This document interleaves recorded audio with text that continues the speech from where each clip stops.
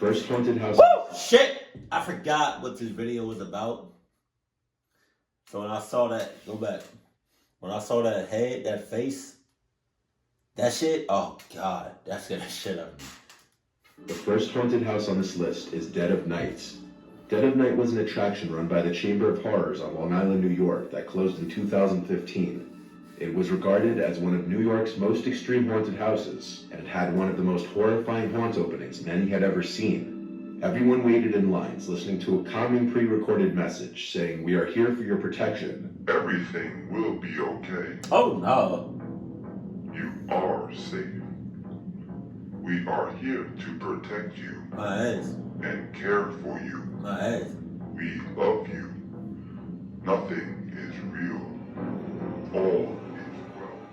Which was interrupted at intervals by an air raid siren and men in gas masks and suits who each grabbed an unsuspecting patron and dragged them into the attraction. Oh my God. However, you'd be lucky if you were dragged in. Some people were zipped into body bags and some were thrown over actors' shoulders and carried in. The attraction opened with this very strong abduction scenario. Then the focus shifted to humiliation, which included the smearing of strange substances on patrons' faces and even hitting people in the face with large and painfully heavy objects. Wait a minute. I can do the painful, heavy objects, but like shit on my skin, on my face, liquid shit that I don't know about or know what it is. You miss me with that because it's like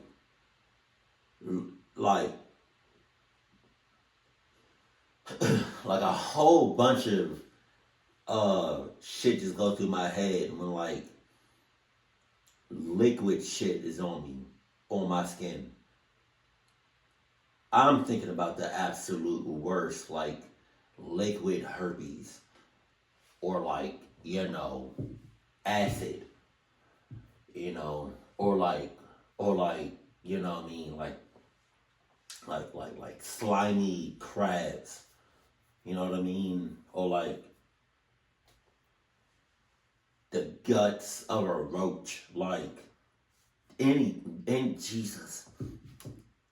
Dead of Night has been discontinued from the Chamber of Horrors, but people to this day still hope to see it return. Nah, I'm good.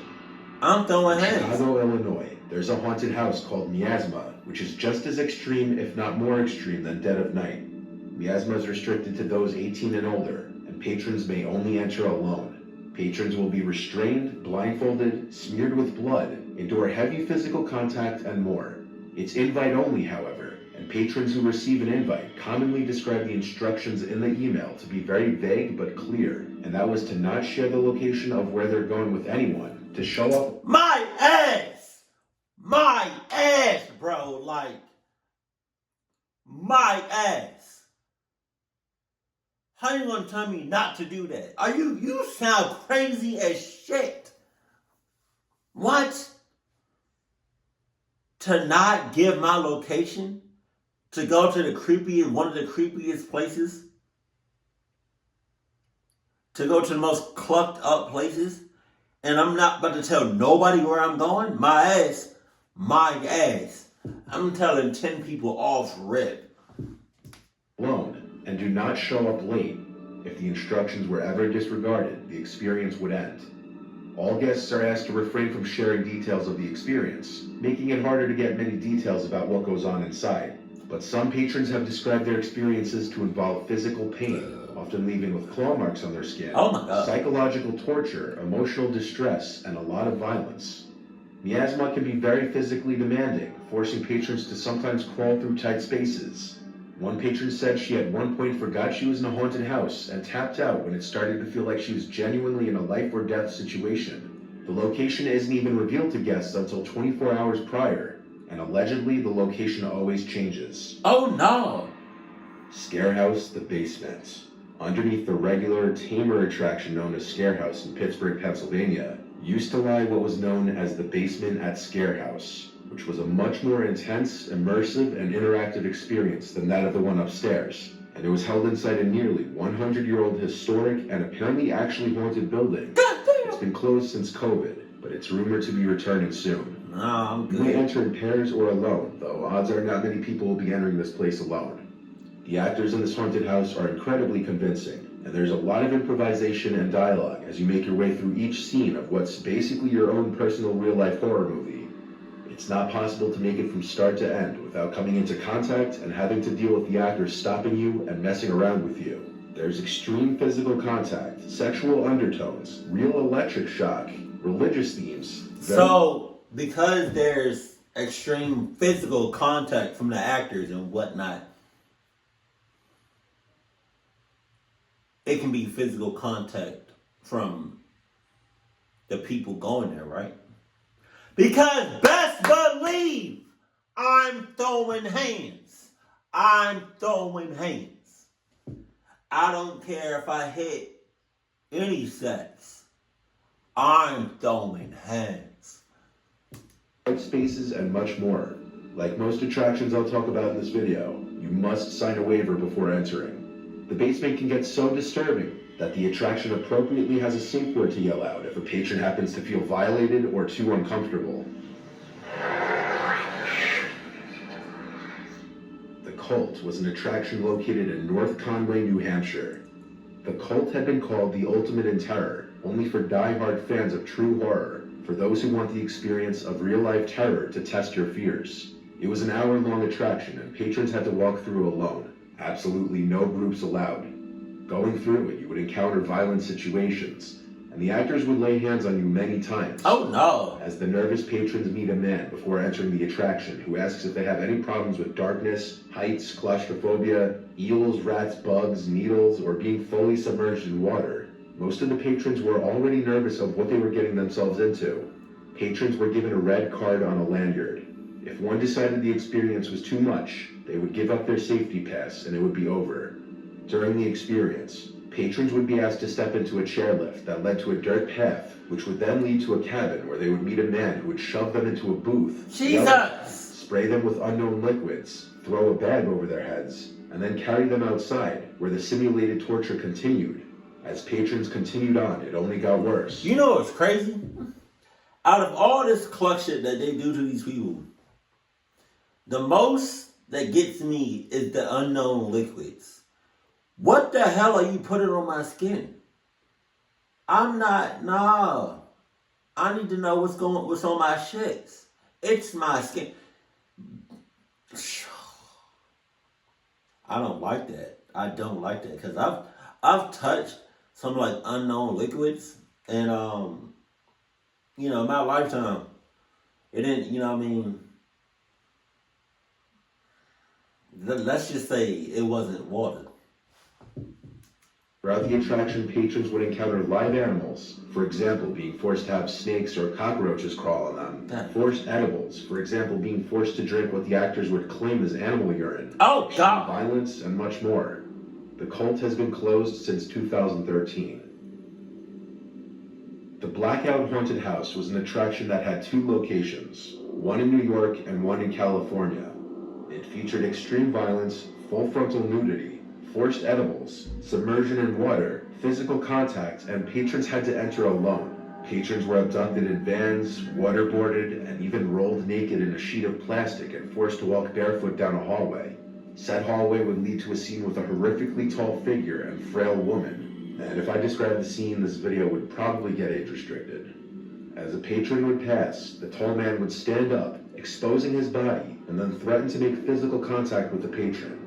Blackout overall relied on darkness, loud noises, violence, and sexual situations to terrify its customers. Until around 2015, it had been a solo-only experience, but starting in, I believe, 2016 or 2017, patrons were allowed to enter in groups. It seems Blackout hasn't been open for the past 2 seasons. Frequently, Victim Experience 3 is a Las Vegas attraction featuring extended submersion in water, electric shock, and extreme physical contact. The Victim Experience is extremely intense, and you must go through alone. One patron said he watched a camouflaged attacker appear out of nowhere, grab his colleague by the foot, then knock her down and drag her down a long hallway as she screamed. He was left alone in the darkness until the attacker came back for him and threw him over his shoulder. Patrons will experience electric shock at some point, as well as the feeling of near drowning as they're submerged underwater for extended periods of time. As the title of the attraction suggests, once you enter, you are a victim. You will experience pain and you will be tied up, and you may be carried and thrown. Freakling Brothers actually run 3 haunted houses every year: Castle Vampire, Circus of Horrors, and Gates of Hell. The Gates of Hell became one of the first haunted houses in the country to be R-rated due to graphic content and the requirement of patrons to be over 18 and sign a waiver. The victim experience takes place in the Gates of Hell attraction, and it simulates what it would be believed to be like to die and actually go to hell. Without giving too much away, victims are put in several scenes where they're touched, forced to get down on their knees, and subjected to things that anyone would find uncomfortable. The Raven's Nest was one of the lesser-known extreme haunted houses, and it's been closed since 2009. Damn. It had been closed after it was deemed as too extreme by the town. Raven's Nest featured actors who were paid to induce pain on the patrons, as well as other humiliating methods of torture. The owner, Mike McNair, would hire mostly larger and more intimidating actors who would be capable of easily picking up, tying, or shoving patrons. Visitors would also be kicked to the floor and forced to do things like lick the ground, eat disgusting foods and liquids off the floor, and even have actors try to induce vomiting in the patrons. The attraction also played with claustrophobia, having patrons crawl through air vents filled with real cockroaches and... So with all this shit that they going through, which is just unhuman, like, are they just doing this just because? Or like they getting something out of it? Because if I'm doing something like this, I need at least 5 million. At least. Fighters, as well as constant tight and cramped rooms and pathways. There was no safe word, which may have been a small factor in the eventual closing of the Raven's Nest. No safe word. Many of you definitely have heard of this last one, Bikini Manor. This San Diego attraction, if it could even be called that, shouldn't even be in the same category as regular haunted house attractions.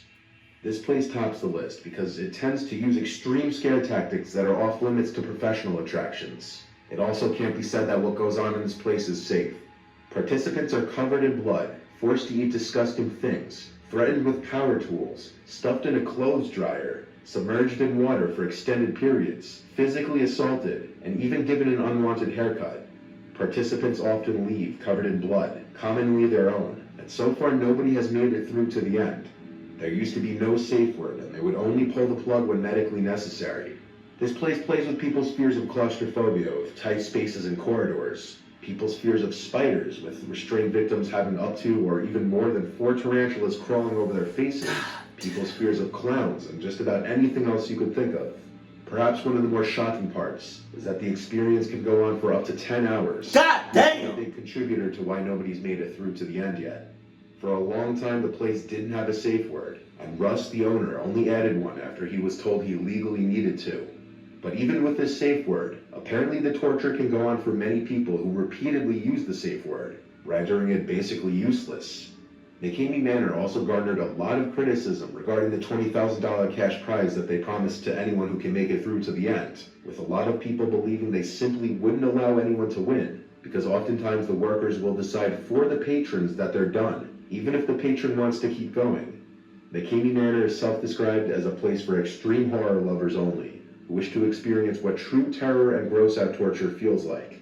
But apparently there are a lot of people who wish to experience it, as there's a waiting list of more than 20,000 people. There's currently a Change.org petition to close down Bikini Manor for good, with over 180,000 signatures.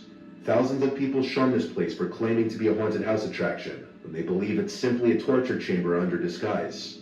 Russ's 40-page waiver is also very questionable, and he apparently misspells the word liable multiple times to attempt to make certain points of the waiver void. Whatever your thoughts on this place are, anyone would admit it's the definition of a horror attraction that takes it way too far. Shit, god damn it. Yeah, if I was to ever do that, I'm getting a nice check up front from that. Especially if I'm gonna be in that mother clucker for 10 hours. That's a long ass time. And And on the waiver, if it says I can't throw hands, best believe I'm still throwing hands. Because you're not about to just be touching me any kind of way and physically, like, hitting me and shit. And putting unknown liquids on my shit without me doing nothing about it? Come on, man. You sound crazy as hell.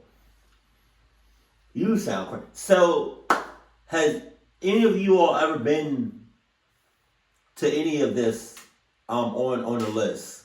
Let me know that in the comment section below. But yeah, if I was to ever do this, best believe I'm getting money. And it's not no $100. It's not no $1,000. I'm getting a lot of money from this.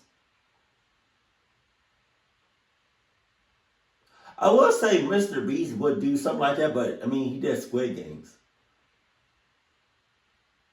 And I highly doubt Mr. Beast would go to this extent. Because that's just OD. But keep it cool, keep it classy. And I love you. Stay happy. My family.